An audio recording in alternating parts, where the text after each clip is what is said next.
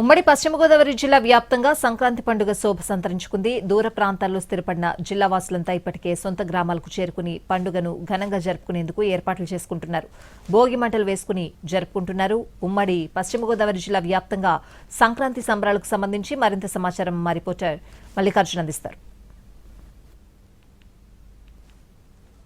వ్యాప్తంగా కూడా సంక్రాంతి సంబరాలు ఘనంగా ప్రారంభమయ్యాయి. గోదావరి జిల్లాలంటేనే సంక్రాంతిలో ఒక భాగంగా ఉంటాయి. ఇప్పటికీ బంధువులు అలాగే స్నేహితులు అందరికీ కూడా గోదావరి జిల్లాలకు చేరుకుని పండుగ వేడుకను ఘనంగా నిర్వహించుకుంటున్నారు. ఈ నేపథ్యంలో మొదటిగా భోగి వేడుకలను ఘనంగా ఇప్పటికే ప్రారంభించడం జరిగింది. దెందులూరు నియోజకవర్గంలో దుగ్గిరాలలో ఇప్పటికీ ఎమ్మెల్యే చింతమనేని ప్రభాకర్ ఆధ్వర్యంలో భోగి మంటలను ఘనంగా నిర్వహించారు. ఇప్పుడు భోగి మంటలు అలాగే సంక్రాంతి కనుమ పండుగలను ఘనంగా నిర్వహించుకునేందుకు కుటుంబ సభ్యులతో కలిసి ముందుకు వెళ్తున్నారు. మనతో మాట్లాడేందుకు దెందులూరు ఎమ్మెల్యే చింతమనేని ప్రభాకర్ ఉన్నారు. సార్, ఏంటి పండుగ వేడుకలు ఏ రకంగా జరుగుతున్నాయి?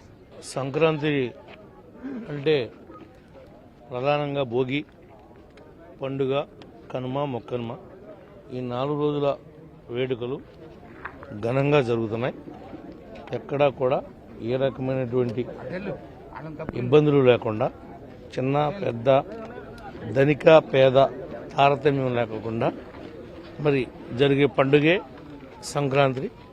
దానికి ప్రతి వారి యొక్క భాగస్వామ్యం ఉంది.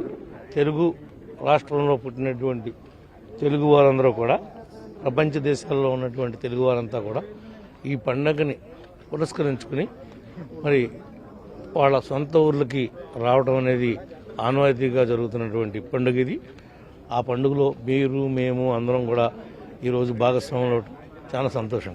గత ఏడాది కంటే ఈసారి ఈ గోదావరి జిల్లాలకి బంధువుల రాక ఎక్కువగా కనిపించింది. టోల్గేట్ల దగ్గర కూడా రద్దీ వాతావరణాన్ని కూడా చూసాం సార్. ఈసారి పండుగ ఇంకా ఎక్కువగా ఉండే అవకాశం ఉంది.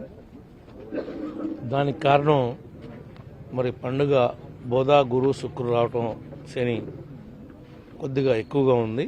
ఎందుకంటే గత వీకెండ్ శుక్రు, శని, ఆది నుంచి వస్తూనే ఉన్నారు. కాబట్టి మరి దీనివలన ఎక్కువ వాతావరణం కనిపిస్తున్నట్లుగా మీకే కాదు మాకు కూడా కానొస్తా ఉంది. సంక్రాంతి సంబరాల్లో సాంప్రదాయ పందాలకు కూడా ఈసారి ఘనంగా పెద్ద చోటు ఉంటుంది. సో ఈసారి కూడా ఏర్పాట్లు కూడా ఏ రకంగా ఉన్నాయి?